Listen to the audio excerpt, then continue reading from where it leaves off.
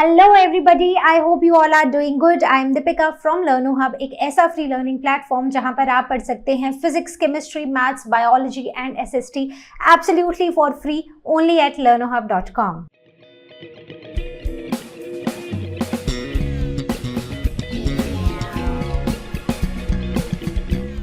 आज हम बात करने वाले हैं सर्कुलेटरी सिस्टम की। तो हमारी बॉडी में जो सर्कुलेशन है वो कैसे होती है, कौन कौन से ऑर्गन्स इन्वॉल्व हैं, कौन कौन से कंपोनेंट्स इन्वॉल्व हैं, उन्हीं सब की बात करेंगे इस चैप्टर में। तो without wasting any time, let's get started.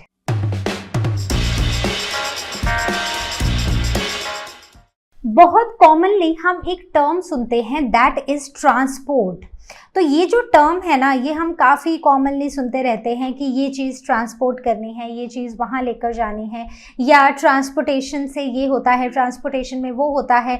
छोटी क्लासेस में एयर, वाटर, लैंड ट्रांसपोर्ट हम बहुत कॉमनली पढ़ते हैं। तो ये जो ट्रांसपोर्टेशन सिस्टम है ना, इसका मतलब क्या है? इसका मतलब है कि चीज़ों को एक जगह से उठाकर दूसरी जगह पर लेकर जाना। ठीक है, तो ऐसा ही होता है। जैसे अगर हमारी मानो आज पोस्टिंग आ गई है, तो आप क्या करोगे? आपकी ट्रांसफरेबल जॉब है, आप सारा सामान पैक करोगे, ट्रक में लोड करोगे और वो ट्रक आपके सामान को आपकी नई लोकेशन पर ट्रांसपोर्ट कर देगा। ऐसा ही होगा। तो वैसे ही हमारी बॉडी में भी ऐसा ही एक ट्रांसपोर्टेशन सिस्टम होता है जो हमारी बॉडी में इंपॉर्टेंट चीज़ों को एक जगह से दूसरी जगह पर लेकर जाता है। जैसे कि ये जो सिस्टम होता है, इसे हम बुलाते हैं सर्कुलेटरी सिस्टम या कार्डियोवैस्कुलर सिस्टम या फिर ह्यूमन सर्कुलेटरी सिस्टम। तो इसमें यूजफुल चीज़ों का भी ट्रांसपोर्ट होता है, जैसे कि ऑक्सीजन है, फिर न्यूट्रिएंट्स हैं। वैसे ही कुछ हार्मफुल चीज़ें भी ये कैरी करता है, जैसे कि कार्बन डाइऑक्साइड और waste that is generated in our body. तो हर तरह की चीज़ को ट्रांसपोर्ट करने का हमारी बॉडी में काम है सर्कुलेटरी सिस्टम का। तो ये जो सर्कुलेटरी सिस्टम है ना, इसमें मेजरली जो काम करता है वो है हमारा ब्लड। ठीक है, और ब्लड को पंप करने का काम करता है हमारा हार्ट। और हार्ट से बहुत सारी ब्लड वेसल्स कनेक्टेड होती हैं जो इस ट्रांसपोर्टेशन में हेल्प करती हैं। तो अगर अब मैं आपको पूछूं कि ह्यूमन सर्कुलेटरी सिस्टम क्या है या फिर सर्कुलेटरी सिस्टम क्या है, तो हम ये बोल सकते हैं कि circulatory system comprises of heart, blood and blood vessels which circulate this blood throughout the body, helping in the transport of certain nutrients, oxygen, carbon dioxide. You can also add the waste. ठीक है, तो mainly जितना भी हमारी body में transport है वो blood के थ्रू होता है, लेकिन एक और कंपोनेंट है दैट इज लिम्फ। लेकिन उसके लिए जो सिस्टम है ना, दैट इज लिम्फेटिक सिस्टम। कौन सा system? lymphatic system. Clear? So let us now talk about blood. Blood क्या है? ब्लड है एक रेड कलर का fluid. So it is a red coloured fluid जो हमारी बॉडी में घूमता है। ठीक है, तो ये जो ब्लड है ना, यही है ट्रांसपोर्टेशन मीडियम। ठीक है, हमारी बॉडी में जो भी मिनरल्स, न्यूट्रिएंट्स, वेस्ट ट्रांसपोर्ट हो रहा है वो इसी के थ्रू ट्रांसपोर्ट होता है। तो ये जो ब्लड है, ये हमें ऐसा लगता है कि एक लिक्विड है, राइट? लिक्विड तो है, लेकिन इस लिक्विड के अंदर क्या क्या है, इसकी कॉम्पोजिशन क्या है? तो ये बना है दो चीज़ों से। पहली चीज़ है प्लाज्मा और दूसरी चीज़ है कॉर्पसेल्स, जिन्हें हम ब्लड सेल्स भी बुलाते हैं। तो प्लाज्मा, अगर आप ब्लड को देखोगे ना, अगर आप इस ब्लड को सेपरेट आउट करोगे ना, तो आपको एक टेस्ट ट्यूब में you will see the red portion will come down और ऊपर ना हमें एक येलो कलर का लिक्विड दिखाई देगा। ठीक है, so the red one will be here. नीचे रेड कलर का लिक्विड होगा और इस रेड कलर के लिक्विड के ऊपर होगा हमारे पास येलो कलर का लिक्विड। तो ये जो येलो कलर्ड लिक्विड है ना, इसी को हम बुलाते हैं प्लाज्मा। क्या बुलाते हैं इसको? Plasma, right? सो ये जो प्लाज्मा होता है, so this is plasma. Correct. अब ये जो प्लाज्मा होता है इसमें 90% तो पानी होता है, मतलब plasma is 90% water and 10% is the remaining dissolved substances. तो रिमेनिंग डिसॉल्व्ड सब्सटेंसेस क्या हैं? जैसे न्यूट्रिएंट्स हैं, जैसे प्रोटीन्स हैं, जैसे वेस्ट प्रोडक्ट्स हैं। तो ये सारी चीजें सिर्फ 10% हैं और बाकी 90% सिर्फ पानी है, राइट। दूसरे हैं हमारे ब्लड के सेल्स। तो ब्लड में हमें 3 तरह के सेल्स देखने को मिलते हैं। कौन कौन से हैं? आरबीसीज, डब्ल्यूबीसीज एंड प्लेटलेट्स। ठीक है, तो तीनों को देखते हैं कैसे दिखाई देते हैं। Now let us talk about the RBCs. तो आरबीसीज को एक और नाम दिया जाता है, दैट इज एरिथ्रोसाइट्स, राइट। तो एरिथ्रोसाइट्स जो होते हैं वो सर्कुलर होते हैं या फिर बायकॉन्केव होते हैं, जैसे आप यहाँ पर देख पा रहे हो।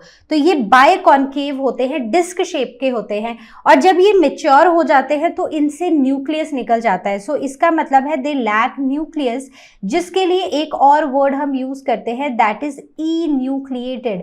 सो आरबीसीज आर ई न्यूक्लिएटेड, मतलब उनका जो न्यूक्लियस है वो रिमूव हो चुका होता है। Then they have haemoglobin which is a very very important pigment.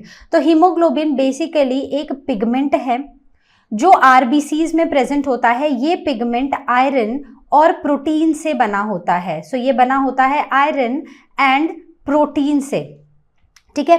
तो हीमोग्लोबिन ना एक कैरियर की तरह एक्ट करता है। ये मेजरली ऑक्सीजन को बाइंड करता है अपने साथ और उसको हमारी बॉडी में लेकर जाता है। तो मतलब जब हमारा ब्लड जो है वो लंग्स में जाएगा तो लंग्स में क्या होगा, ये आरबीसीज होंगी, इनके पास हीमोग्लोबिन होगा, तो यहाँ से ऑक्सीजन बाइंड हो जाएगी with these haemoglobin pigments, right. तो अब जब ये हीमोग्लोबिन से बाइंड हो जाएगी, अब ये ब्लड जब पूरी बॉडी में जाएगा तो पूरी बॉडी में डिस्ट्रीब्यूट करेगा ऑक्सीजन। वैसे ही कुछ अफिनिटी, अगर हम इसकी अफिनिटी की बात करें कि ये ज़्यादा अट्रैक्टेड किसकी तरफ होता है, तो out of oxygen and carbon dioxide, तो ये ज़्यादा ऑक्सीजन की तरफ अट्रैक्टेड होता है। तो ये ज़्यादा से ज़्यादा ऑक्सीजन मॉलिक्यूल्स को अपने साथ बाइंड करता है। वहीं पर जो कार्बन डाइऑक्साइड है ना, कार्बन डाइऑक्साइड को भी ये बाइंड करता है, लेकिन तब जब ऑक्सीजन कम होती है, सिर्फ उस टाइम पर। Clear? So I hope this is clear. Erythrocytes, these RBCs are called as erythrocytes, which are biconcave, which are circular और डिस्क शेप के होते हैं, और इनमें होता है हीमोग्लोबिन जो ऑक्सीजन को अपने साथ बाइंड करता है। Clear? Now let me tell you something interesting about these RBCs। तो एवरी सेकेंड, मतलब हर एक सेकेंड में हमारी बॉडी में अराउंड 2 मिलियन RBCs डिस्ट्रॉय होती हैं और इमीडिएटली नई RBCs से वो रिप्लेस होती हैं। तो RBCs का जो लाइफ स्पैन होता है ना, that is very less, that is around 120 days. तो एक सेकेंड में अराउंड 2 मिलियन RBCs डिस्ट्रॉय होती हैं और ये रिप्लेस हो जाती है with the new RBCs। Clear? Now let us talk about the second type of cells, that is WBCs, जिन्हें हम ल्यूकोसाइट्स भी बुलाते हैं। तो ये जो ल्यूकोसाइट्स होते हैं ना हमारे ब्लड में, ये बहुत सारे तरह के होते हैं, इनके बहुत सारे टाइप्स हैं, लेकिन यहाँ पर ना हम सिर्फ इनको एक ही तरह से पढ़ेंगे, इनका जो कॉमन फंक्शंस है उनको समझेंगे। तो ये कलरलेस होते हैं, इनके पास हीमोग्लोबिन नहीं होता है। And let me tell you something that I forgot when I was talking about RBCs, कि RBCs जो है ना उनमें जो हीमोग्लोबिन होता है वो रेड कलर का पिगमेंट होता है, इसीलिए RBCs जो हैं वो रेड कलर की होती हैं। क्लियर? जैसे याद करो स्टोमेटा जब हम पढ़ते हैं तो स्टोमेटा में हम पढ़ते हैं green colour, sorry not stomata but leaves, तो वहां पर हम पढ़ते हैं एक ग्रीन कलर का पिगमेंट, राइट। कौन सा होता है वो? That is chlorophyll. तो उसकी वजह से लीव्स जो है उनको ग्रीन कलर मिलता है। तो यहाँ पर हीमोग्लोबिन एक रेड कलर का पिगमेंट है जिसकी वजह से RBCs को रेड कलर मिलता है और ऑल टुगेदर हमारा ब्लड जो है ना वो रेड होता है, राइट। नाउ अगर हम RBCs और WBCs का साइज कंपेयर करें तो RBCs से ये तो काफ़ी बड़ा होता है, मतलब RBCs काफ़ी छोटी होती हैं in size as compare to the WBCs, और इनके पास न्यूक्लियस होता है। तो इसी न्यूक्लियस के बेसिस पर ना हम इनको अलग अलग टाइप्स में क्लासिफाई करते हैं जो हम हायर क्लासेस में पढ़ेंगे। तो इनका फंक्शन क्या है, मतलब मेन इनका रोल क्या है, काम क्या करते हैं। तो WBCs बहुत ज़्यादा इंपॉर्टेंट है क्योंकि ये हमें प्रोटेक्ट करते हैं डिजीज कॉजिंग जर्म से, कैसे करेंगे? तो अमीबा याद है, अमीबा एक ऐसा इरेगुलर शेप का एक स्ट्रक्चर जिसके पास क्या था, जिसके पास एक न्यूक्लियस होता था। तो ये क्या करता था, जैसे ही इसको कोई फूड पार्टिकल दिखाई देता है तो ये उसकी तरफ सूडोपोडिया, अपने साइटोप्लाज्मिक एक्सटेंशन से सूडोपोडिया बनाता है और उसको एनगल्फ कर लेता है।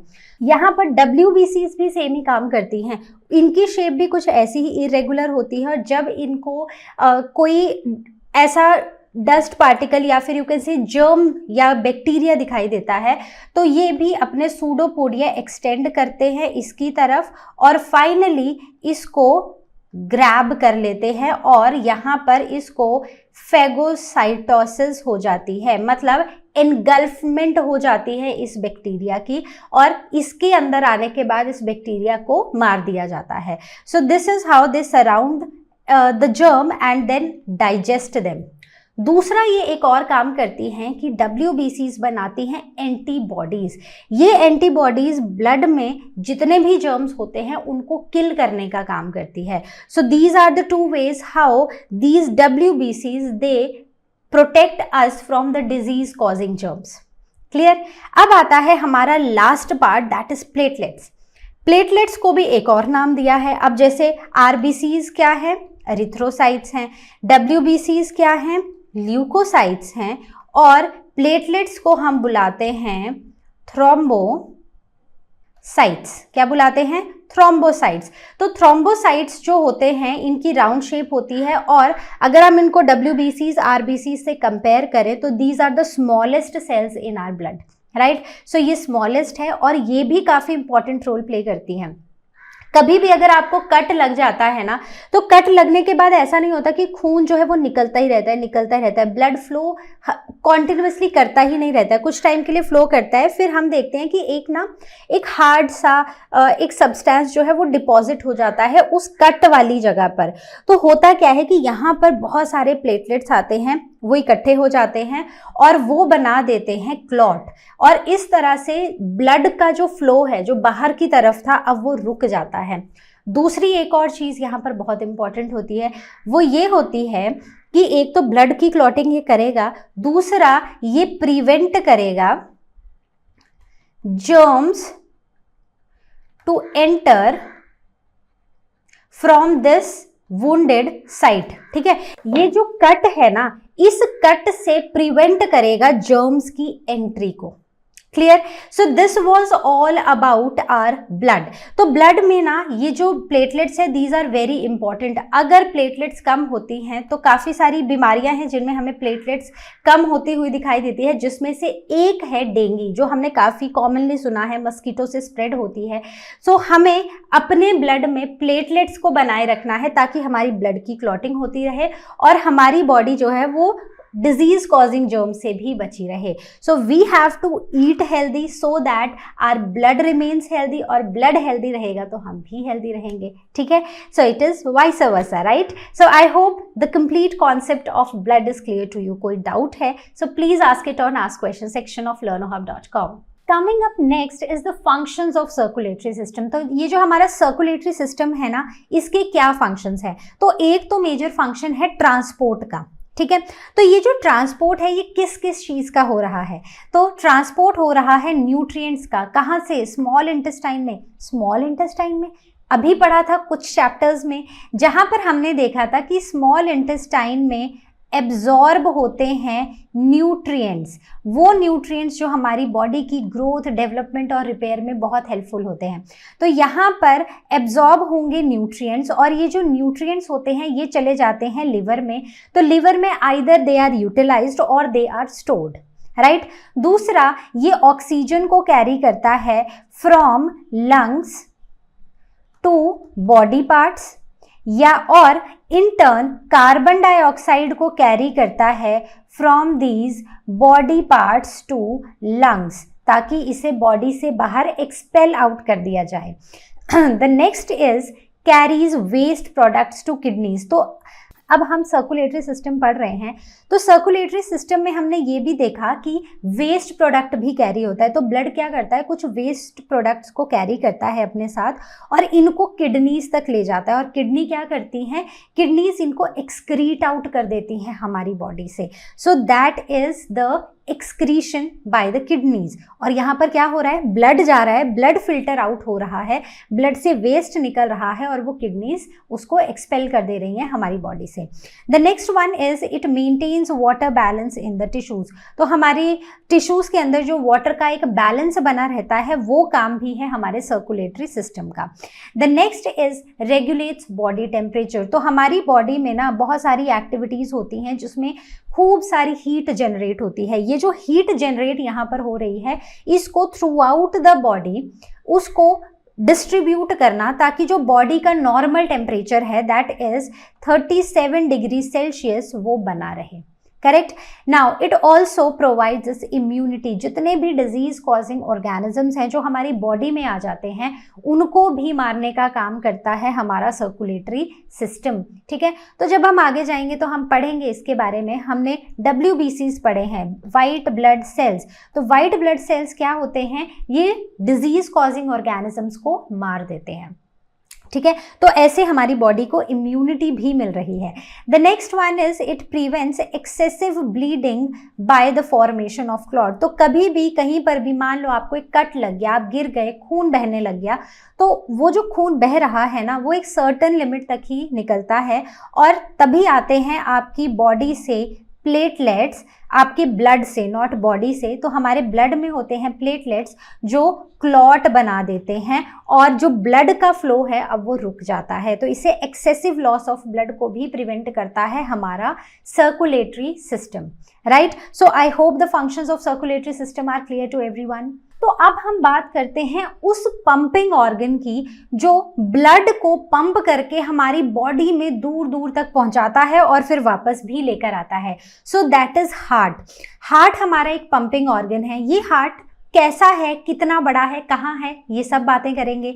तो अगर आप अपनी मुट्ठी बंद करो ना, तो बिल्कुल इसी साइज का है आपका heart. So it is the size of a folded fist. ठीक है, दूसरा, ये इसका वेट कितना है। So it is around 225 to 340 grams. तो ये है इसका वेट। अब ये होता कहाँ पर है, तो ये हमारी चेस्ट कैविटी में सेंटर में होता है, लेकिन ये स्लाइटली लेफ्ट की तरफ टिल्टेड होता है। तो बहुत बार हम ये बोलते हैं कि हमारा जो हार्ट है वो लेफ्ट साइड पर होता है, but it is not on the left side, but it is in the centre and tilted slightly towards the left.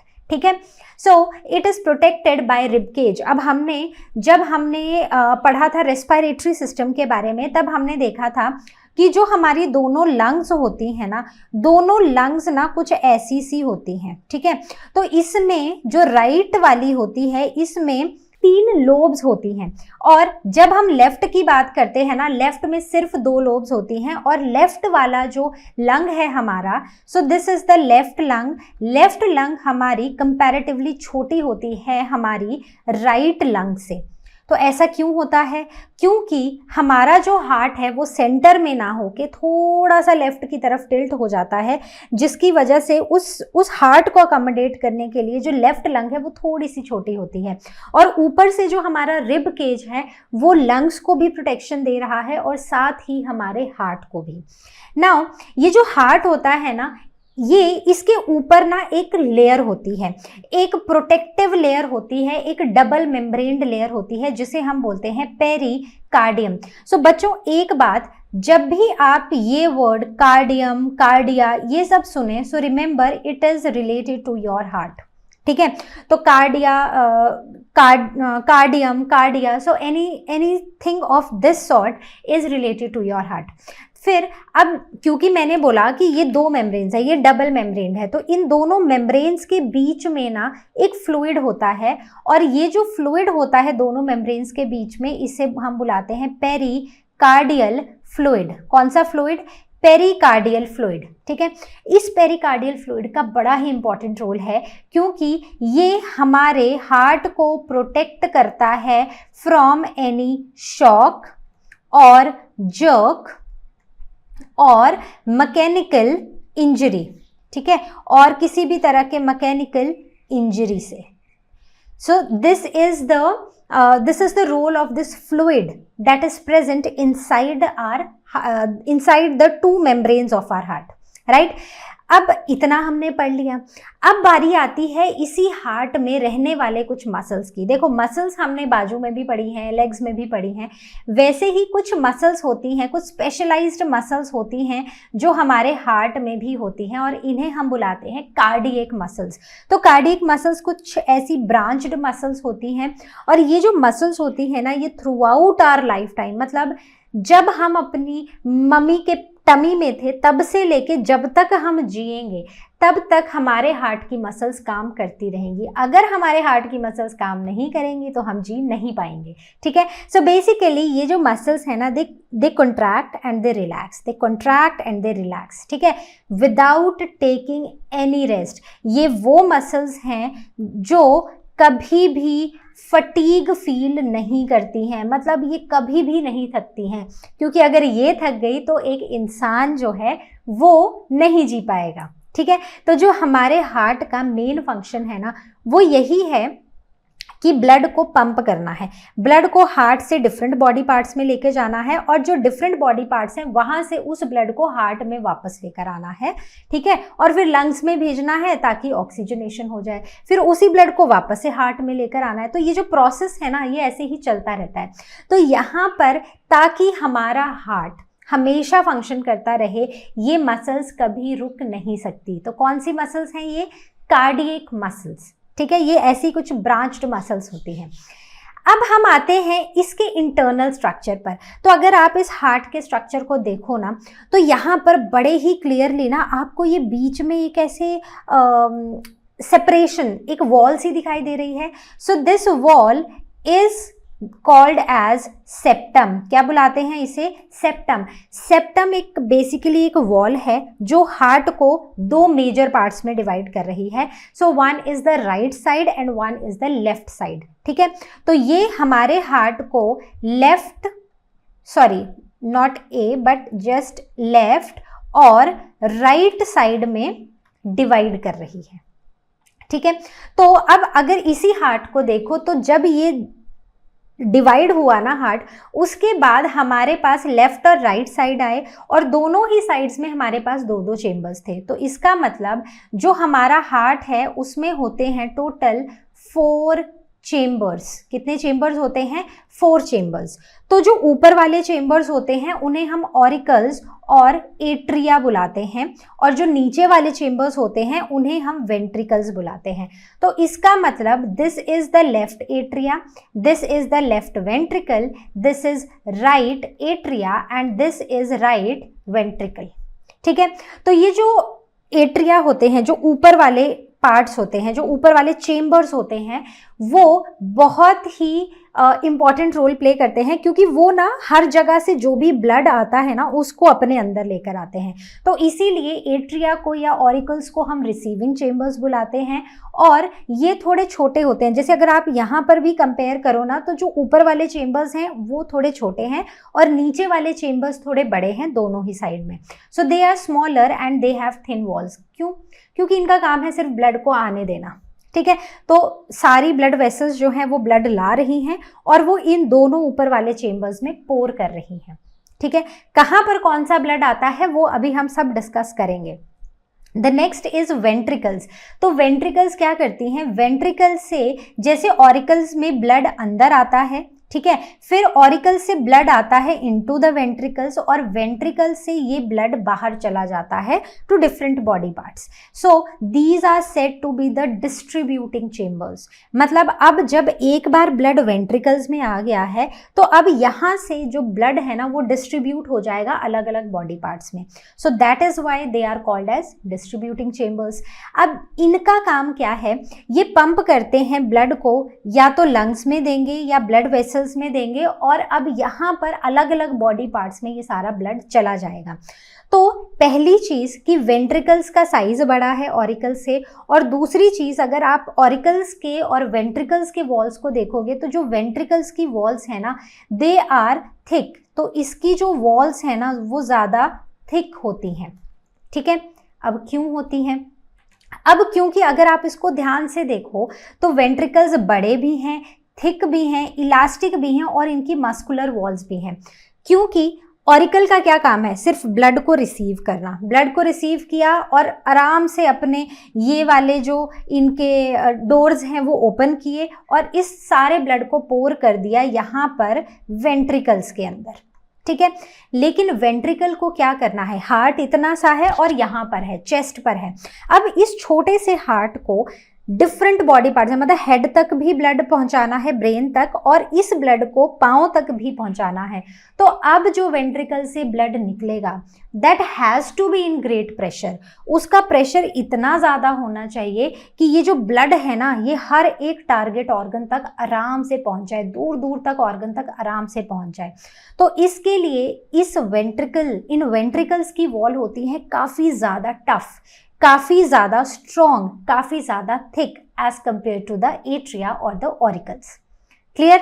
बात समझ आई? आगे बढ़ते हैं। देखो कोई भी डाउट आएगा so don't worry at all because you have asked question section where you can post your doubts, ठीक है। अब हम आगे बढ़ते हैं जहां पर ना एक क्विक कंपैरिजन कर लेते हैं ऑरिकल्स और वेंट्रिकल्स के बीच में। तो अगर आप ऑरिकल्स की बात करें तो ऑरिकल्स कहां पर हैं? सो this is the left auricle and this is the right auricle, this is the left ventricle and this is the right ventricle, ठीक है। तो यहाँ पर मतलब जो आपकी ना राइट साइड है उसको बेसिकली आप लेफ्ट लिखोगे जब आप डायग्राम में मार्क करोगे, और जो आपकी लेफ्ट है उसे आप राइट लिखोगे।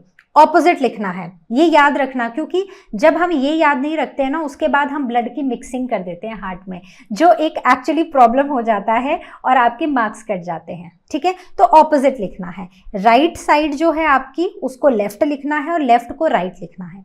Now the auricles they are the upper and the smaller chambers, वहीं पर ventricles are the lower and the larger chambers. Auricles, they are the receiving chambers because they receive blood from the different body parts, whereas ventricles are the distributing chambers because they distribute this blood to the different body parts.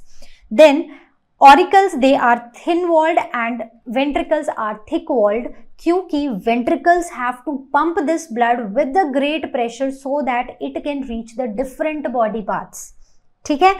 So comparison समझ आ गया, बहुत ही simple था।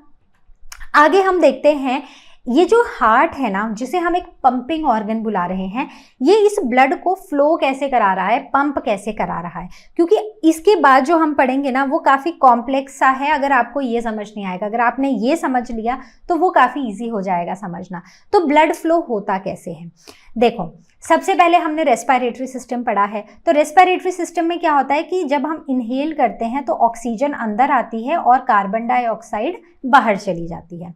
तो अब क्या होता है, यहाँ पर होते हैं छोटे छोटे स्ट्रक्चर्स, बलून लाइक स्ट्रक्चर्स, क्या बुलाते हैं हम उनको? एल्वियोलाई, जहाँ पर गैसियस एक्सचेंज होता है। तो यहाँ पर ब्लड वेसल्स होती हैं, तो जब ब्लड आता है तो इनसे कार्बन डाइऑक्साइड एल्वियोलाई ले लेता है और ऑक्सीजन को ब्लड को दे देता है। अब ये जो ब्लड है जो ऑक्सीजनेट हुआ है, तो ये कौन सा ब्लड होगा?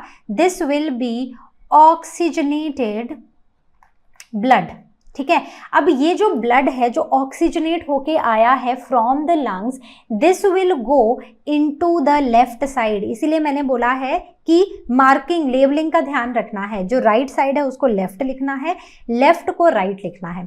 तो यहाँ से ऑक्सीजनेटेड ब्लड आएगा into the left side of the heart. So this is the left side of the heart and this is the right side of the heart. यहाँ से ब्लड आया, एंटर किया into the left atrium, left atrium से blood चला गया left ventricle में। अब क्योंकि ये ऑक्सीजनेटेड ब्लड था तो इसमें भर भर के ऑक्सीजन थी, तो ये ऑक्सीजन अब हमें पहुंचानी है अपने डिफरेंट बॉडी पार्ट्स को। तो क्या करेंगे? तो लेफ्ट वेंट्रिकल इस ब्लड को पंप कर देगा और हमारे बॉडी पार्ट्स में पहुंचा देगा, ठीक है। तो बॉडी को क्या मिल जाएगी? ऑक्सीजन मिल जाएगी। अब इन टर्न यहाँ पर क्या हो रहा है? रेस्पिरेशन याद करो, ऑक्सीजन यूज कर ली और क्या प्रोड्यूस की? कार्बन डाइऑक्साइड, ठीक है। तो अब ये जो कार्बन डाइऑक्साइड रिच ब्लड होता है इसे हम बुलाते हैं डीऑक्सीजनेटेड ब्लड। तो अब ये जो डीऑक्सीजनेटेड ब्लड है ये बॉडी पार्ट से निकलेगा और ये जाएगा सीधा हमारे राइट एट्रियम में, ऊपर वाले पार्ट में, रिसीविंग चेंबर में, लेकिन किस तरफ? राइट वाली तरफ, ठीक है। राइट से आएगा, राइट एट्रियम से ये राइट वेंट्रिकल में आएगा और राइट वेंट्रिकल से अब ये चला जाएगा यहाँ से होते हुए लंग्स में। लंग्स में क्या होगा? वही एल्वियोलाई में गैसियस एक्सचेंज होगा, कार्बन डाइऑक्साइड बाहर जाएगी और ऑक्सीजन अंदर आएगी और फिर से ये जो फ्लो ऑफ ब्लड है वो वैसे ही शुरू हो जाएगा। फिर से ब्लड जो है वो फ्लो करने लग जाएगा from lungs to the left side, then to the body part and from body parts to the right side and from right side again back to the lungs, ठीक है। So this is the complete flow of blood. Doubt है कहीं पर किसी भी चीज का तो पूछ लेना, ठीक है, आस्क क्वेश्चन सेक्शन पे पूछ लेना, जस्ट डोंट वरी।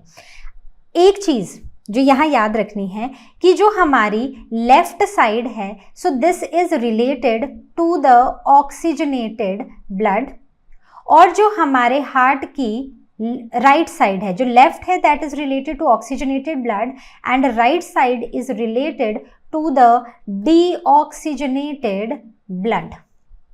क्लियर?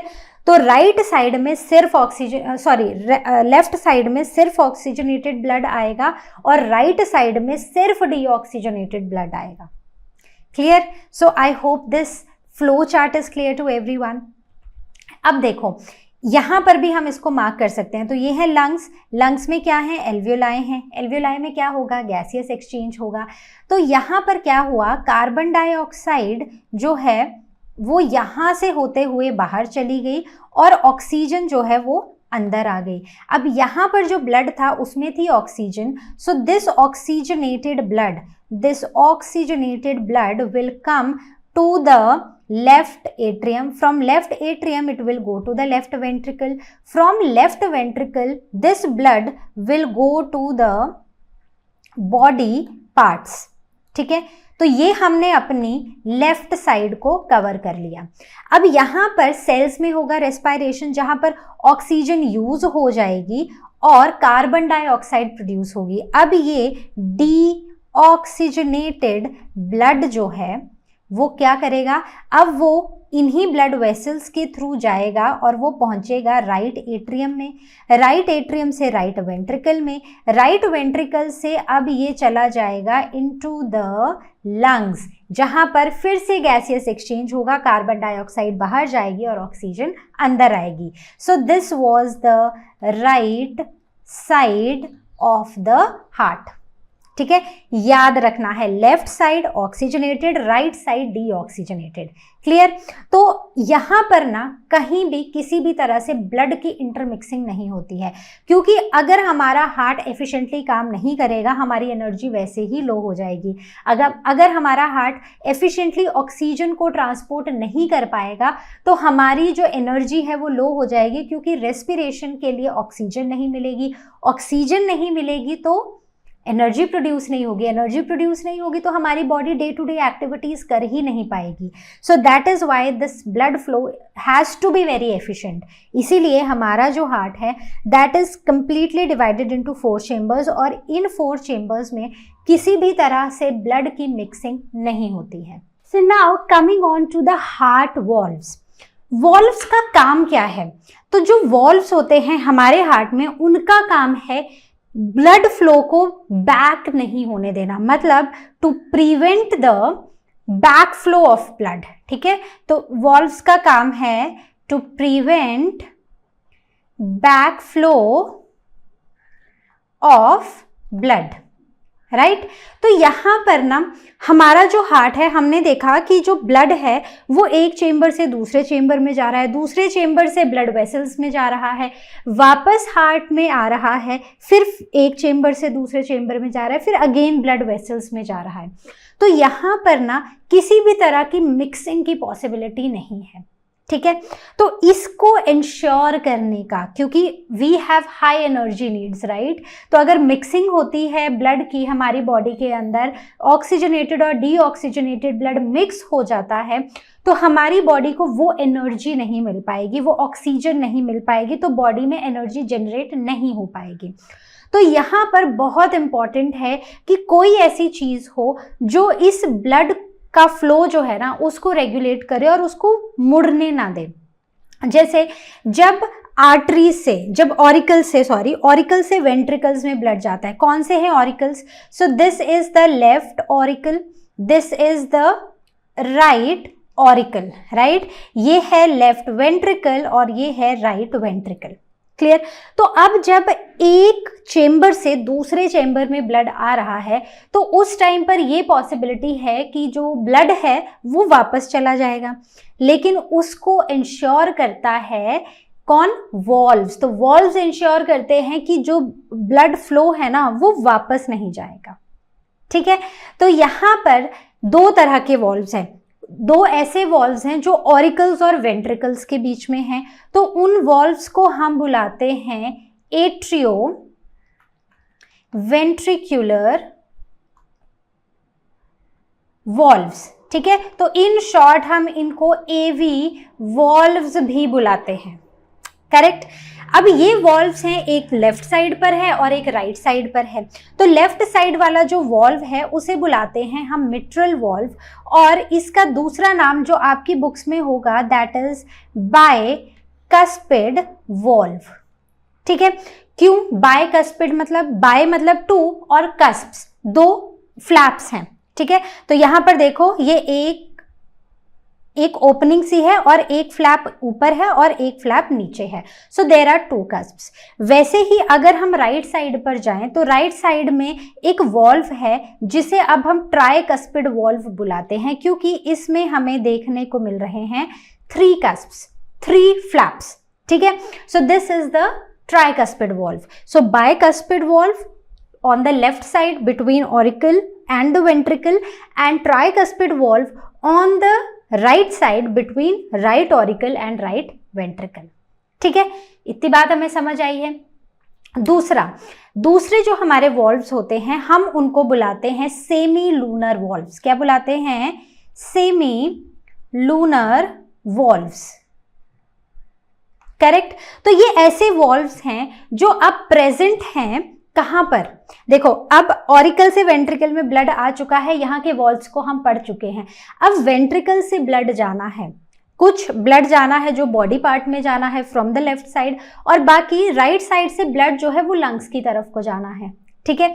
तो यहाँ पर इन वेंट्रिकल्स और इन ब्लड वेसल्स के बीच में वॉल्व्स हैं, ताकि ब्लड जो है ना वो वापस से वेंट्रिकल्स में ना आ जाए और सेफली जहां उनको जाना है वहां तक पहुंच जाए। तो उसके लिए क्या होगा कि यहां पर अगर आप देखोगे ना तो एक वॉल्व यहां पर है और एक वॉल्व यहां पर है। तो ये जो लेफ्ट साइड में वॉल्व है इसे हम बुलाते हैं आयोटिक वॉल्व। ठीक है? क्यों आयोटिक वॉल्व? क्योंकि लेफ्ट वेंट्रिकल से जब ब्लड जाता है इनटू द ब्लड वेसल तो वो कौन सी ब्लड वेसल है? That is iota. ठीक है? तो इसलिए इस वॉल्व को हमने बुलाया है आयोटिक वॉल्व। करेक्ट? जो हमारा दूसरा वॉल्व है वो होता है राइट वेंट्रिकल और एक ब्लड वेसल के बीच में। अब ये जो राइट वेंट्रिकल है, याद करो हमने ये पढ़ा था कि left side is related to the oxygenated blood and the right side is related to the deoxygenated blood. मतलब राइट साइड से जो ब्लड जाएगा ना अब वो सीधा हार्ट में जाएगा ताकि उस ब्लड की ऑक्सीजनेशन हो जाए, ताकि उस ब्लड से कार्बन डाइऑक्साइड निकल कर ऑक्सीजन आ जाए। तो अब यहाँ पर ना जो ब्लड वेसल है वो ऐसी ब्लड वेसल है जो राइट वेंट्रिकल से निकल कर सीधा लंग्स में जाएगी। अब लंग्स से रिलेटेड एक वर्ड है दैट इज पल्मनरी। ठीक है? So whenever you read this word so remember this is related to your lungs, right? तो यहां से जो ब्लड जाएगा it will go in the pulmonary artery. किसमें जाएगा? Pulmonary artery. इसीलिए यहां के वॉल्व को बुलाया जाता है पल्मनरी वॉल्व। ठीक है? बात समझ आई? तो कितने वॉल्व्स हैं? 4 वॉल्व्स हैं। 2 तो बड़े सिंपल हैं जो ऑरिकल और वेंट्रिकल्स के बीच में हैं, तो उन्हें हम एवी वॉल्व्स बुलाते हैं, that is atrio ventricular valves. Left side वाले में 2 कस्प्स हैं इसलिए बायकस्पिड, और राइट साइड वाले में 3 कस्प्स हैं इसलिए ट्राइकस्पिड। राइट बाकी जो 2 वॉल्व्स हैं वो हैं वेंट्रिकल्स और ब्लड वेसल्स के बीच में, तो उन्हें हम बुलाते हैं सेमी लूनर वॉल्व्स। करेक्ट। तो ये वो वॉल्व्स हैं जो अब वेंट्रिकल से ब्लड को लेकर जाएंगे, तो एक लेफ्ट वेंट्रिकल से जो ब्लड जाएगा वो जाएगा आयोटा में, और वो ऑक्सीजनेटेड ब्लड होगा, वो थ्रू आउट द हार्ट वो फैल जाएगा। ठीक है। तो अब यहां पर क्या होगा कि क्योंकि आयोटा में जा रहा है तो यहां के वॉल्व का नाम हमने रखा है आयोटिक वॉल्व। ठीक है। दूसरी चीज, जब ब्लड राइट वेंट्रिकल से जा रहा है तो वो है डीऑक्सीजनेटेड, और इस ब्लड को ऑक्सीजनेशन की जरूरत है, इसलिए ये जो ब्लड है ये अब जाएगा from right ventricle to the lungs. तो यहां पर जो ब्लड वेसल इसको लेकर जा रही है दैट इज पल्मोनरी आर्टरी, तो इसलिए इस वॉल्व का नाम है pulmonary valve. Clear? So I hope I am clear to everyone. तो एक बार यहां पर फिर से लिख लेते हैं। So we have 2 types of valve. One is the AV valve. ठीक है। So that is atrioventricular valve. तो इसमें आते हैं हमारे 2. So the first one I will write over this side ताकि आपको याद रहे किस तरफ हमें लेफ्ट लिखना है और किस तरफ राइट लिखना है। ठीक है। So this is bicuspid and this is tricuspid valve. ठीक है। तो bicuspid लेफ्ट ऑरिकल और लेफ्ट वेंट्रिकल के बीच में है, ट्राइकस्पिड राइट ऑरिकल और राइट वेंट्रिकल के बीच में है। ठीक है। क्लियर हो गई बात। अब इससे नीचे आते हैं। सो जो दूसरे वॉल्व्स हैं they are the semilunar valves. ठीक है। कौन से वॉल्व्स हैं? Semilunar valves. तो ये भी 2 तरह के हैं। कौन कौन से हैं? तो पहला जो हमारे पास वॉल्व है वो है एक ऐसा वॉल्व जो वेंट्रिकल से ब्लड लेकर जा रहा है आयोटा में, जो कि एक ब्लड वेसल है। तो यहाँ का जो वॉल्व है उसे हमने बुलाया है आयोटिक वॉल्व। देखो मैंने ना इनको, हमें ये वाली साइड लेफ्ट लिखनी है, राइट है लेकिन हार्ट में हम इसको लेफ्ट लिख रहे हैं। ठीक है। और जो लेफ्ट है उसको हम राइट लिख रहे हैं, तो मैंने यहाँ पर जो फ्लो चार्ट भी बनाया ना वो वैसे ही बनाया है।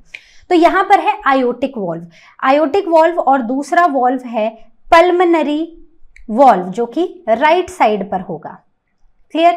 तो aortic valve will take the oxygenated blood from left ventricle to aorta and pulmonary valve will take deoxygenated blood from left ventricle to lungs through pulmonary artery.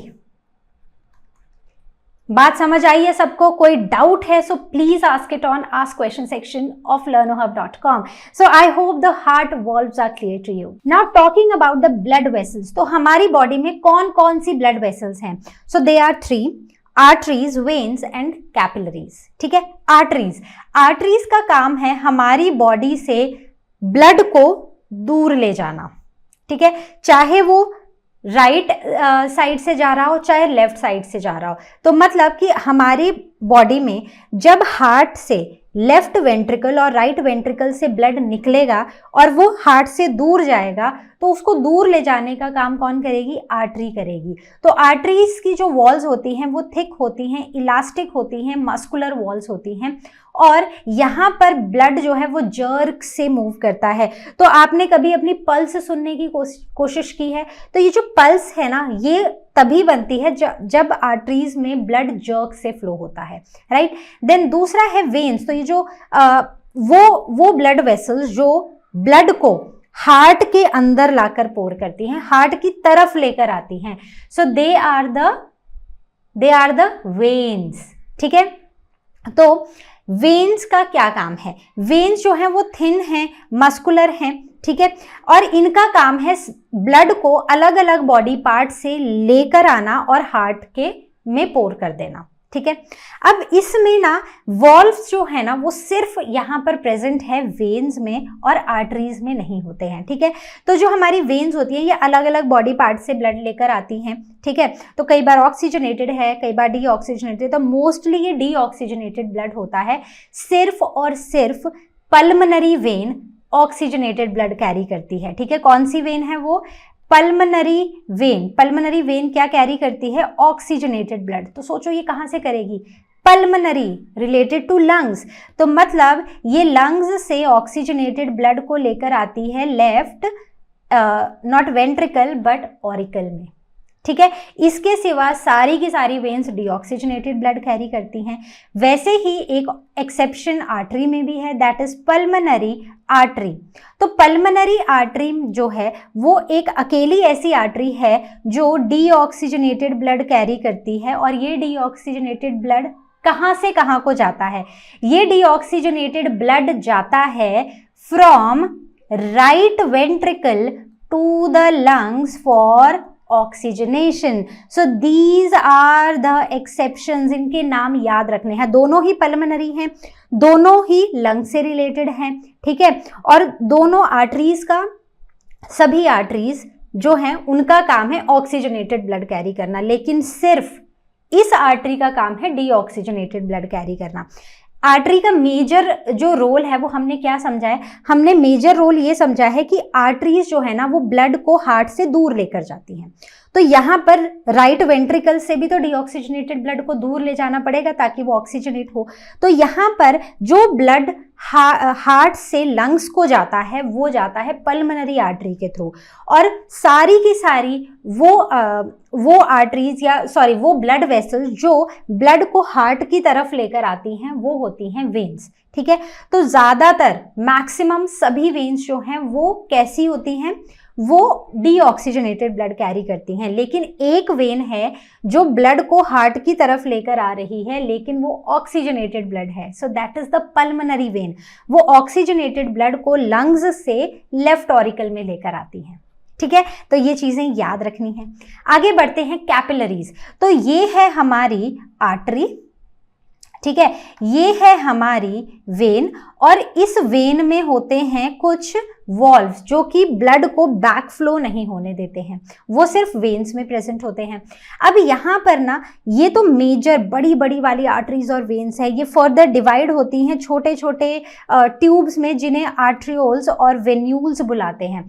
अब यहाँ पर क्या होता है ना, जब सेल्स के आसपास कोई भी ब्लड वेसल होती है ना तो वो काफ़ी थिन होनी चाहिए, वो काफ़ी पतली होनी चाहिए ताकि वहाँ पर सेल्स को वो ऑक्सीजन ईजिली, सेल्स में ऑक्सीजन ईजिली डिफ्यूज़ हो जाए और वहाँ से जो कार्बन डाइऑक्साइड है वो ईजिली ब्लड में आ जाए। तो क्या होगा, यहाँ से ऑक्सीजनेटेड ब्लड आएगा, ठीक है। यहाँ पर होंगे खूब सारे सेल्स जिनके अराउंड ये पतली पतली ब्लड वेसल्स होंगी जिन्हें हम बुलाएंगे कैपिलरीज। यहाँ पर ये जो सेल्स होंगे ये ऑक्सीजन ले लेंगे ब्लड से और कार्बन डाइऑक्साइड इस ब्लड को दे देंगे और फाइनली ये ब्लड यहाँ से ट्रांसपोर्ट होता हुआ चला जाएगा हमारी लंग्स में। और ये कहाँ से आया है? ये आया है हमारे हार्ट से, right. So these are the finest blood vessels which are interconnecting arteries and veins. तो आपने देखा कि यहाँ पर ना कभी भी ऐसा नहीं हुआ कि जो सेल्स हैं उनके अराउंड ब्लड ऐसे ही पोर हो गया। हमेशा ब्लड जो है वो ब्लड वेसल में ही रह रहा है, लेकिन फर्क इतना है कि ब्लड वेसल इतनी थिन है कि डिफ्यूजन काफी इजी हो गया है गैसेस का। तो यहाँ पर ना ब्लड जो है वो एक क्लोज्ड सिस्टम में फ्लो कर रहा है, तो इसीलिए ये जो सिस्टम है this is a closed circulation, that is a closed circulatory system. Clear? Okay, so next coming is the blood vessels of the heart. अभी हमने जनरल ब्लड वेसल्स पढ़ी, कौन कौन सी? आर्टरीज, वेन्स और कैपिलरीज। अब हम वो ब्लड वेसल्स की बात करेंगे जो हार्ट में आती हैं या फिर हार्ट से ब्लड को लेकर जाती हैं। तो मतलब हार्ट से कनेक्टेड है, या तो ब्लड को लेकर जाएंगी या ब्लड को लेकर आएंगी। सबसे पहली है पल्मोनरी वेन, तो अभी हमने डिस्कस किया था। वेन्स का क्या काम है? वेन्स का काम है ब्लड को लेकर आना टुवर्ड्स हार्ट, ठीक है। और वर्ड पल्मोनरी किससे रिलेटेड है? लंग्स से। तो अगर कोई भी ब्लड लंग्स से आ रहा है हार्ट की तरफ तो वो कैसा ब्लड होगा? जल्दी से बताओ। वो होगा ऑक्सीजनेटेड ब्लड। तो ऐसा ही काम यहाँ पर कुछ है। ये क्या करती है? ये ऑक्सीजनेटेड ब्लड को लेकर आती है और लेफ्ट और राइट लंग से लेकर आती है और उसको पोर कर देती है into the left auricle. Clear? समझ आई बात? अब उसके बाद नेक्स्ट है हमारी पल्मोनरी ट्रंक, ठीक है। पल्मोनरी ट्रंक मतलब एक ऐसी ब्लड वेसल है जो अराइज होती है लेफ्ट वेंट्रिकल से, कहाँ, सॉरी, राइट वेंट्रिकल से। So this is right ventricle, तो यहां से ब्लड जो है यहां पर जाता है, तो ये क्या है, this is basically the pulmonary trunk. तो ये पल्मोनरी ट्रंक अराइज होती है लेफ्ट वेंट्रिकल से, इसमें होता है डीऑक्सीजनेटेड ब्लड क्योंकि ये राइट साइड से आ रहा है, और ये लंग्स तक लेकर जाती है। अब जब ये लंग्स तक लेकर जाती है ना, तो ये फाइनली डिवाइड हो जाती है, ये फाइनली ब्रांच हो जाती है into left and right side में, और एक जो आर्टरी है वो लेफ्ट साइड, एक जो आर्टरी है वो लेफ्ट साइड को चली जाती है लंग में, और एक जो है वो राइट साइड वाली लंग पे चली जाती है। So these branches into left and right and carry the deoxygenated blood to both lungs for oxygenation. ठीक है, तो इनका काम है राइट वेंट्रिकल से ब्लड को लेकर जाना। ठीक है, कौन लेकर जाएगा, pulmonary. Pulmonary is related to lung and artery which carries blood away from heart. Right, so I am clear to you, am I clear to you. अब नेक्स्ट है आयोटा। तो आयोटा भी हमने कब पढ़ा, जब हमने वॉल्व्स की बात की थी, तो हमने पढ़ा था कि एक ऐसा ब्लड वेसल है जो लेफ्ट वेंट्रिकल से निकल रहा है, और लेफ्ट वेंट्रिकल से जब ये ब्लड निकल रहा है तो ये इन बड़ी बड़ी ट्यूब्स में जा रहा है which are called as aorta. ठीक है, ये क्या कर रहा है, इसके पास है ऑक्सीजनेटेड ब्लड, और ये हमारी बॉडी के सभी पार्ट्स में जाकर इस ऑक्सीजनेटेड ब्लड को पोर कर रहा है। So this is iota. Now the comparison between arteries and veins. So arteries का क्या काम है, आर्टरीज का काम है ब्लड को हार्ट से दूर लेकर जाना, और वेन्स का काम है ब्लड को हार्ट के पास लेकर आना। राइट, देन आर्टरीज क्या करती हैं, आर्टरीज ऑक्सीजनेटेड ब्लड कैरी करती हैं except one, that is pulmonary artery. Pulmonary artery deoxygenated blood carry करती है, कहां से कहां, from right ventricle to the lungs. ठीक है, और वेन्स का काम है डीऑक्सीजनेटेड ब्लड कैरी करना except one, that is pulmonary vein. Pulmonary vein क्या करती है, ब्लड को लेकर आती है from lungs to the left auricle, and this blood is oxygenated blood. The next is arteries के केस में जो ब्लड है ना वो हाई स्पीड में फ्लो करता है और काफ़ी प्रेशर में होता है, लेकिन वेन्स में ये ब्लड काफ़ी स्लो स्पीड में फ्लो करता है और इसका प्रेशर भी कम होता है। इसीलिए आर्टरीज को वॉल्व्स की ज़रूरत नहीं है, यहाँ पर वॉल्व्स एब्सेंट है, और वेन्स में वॉल्व्स प्रेजेंट है, ताकि ये जो लो प्रेशर में ब्लड फ्लो कर रहा है ना, ये वापस बैक फ्लो ना इसका शुरू हो जाए, तो उसके लिए वॉल्व्स होते हैं। Then arteries are deeply placed, मतलब आर्टरी जो है ना वो ढूंढना बड़ा मुश्किल है, लेकिन अगर आप वेन्स देखोगे ना, वेन्स आर सुपरफिशियली प्लेस्ड। आप काफ़ी इजीली जो ब्लू कलर की आपकी ब्लड वेसल्स है ना वो आप बाहर से ही आइडेंटिफाई कर सकते हो। So they are placed superficially in our body. Clear, so these were the differences between arteries and veins. कोई डाउट है किसी को, कुछ भी डाउट हो, please ask it on ask question section of learnohub.com. So this was all from the today's session. I hope you liked the session. I hope you enjoyed the session. If you have any doubts, please ask it on ask question section. We have few more topics left from this chapter that we will discuss in our next session. Till then you all take care, and as you all know, learnohub मतलब free है पर best है।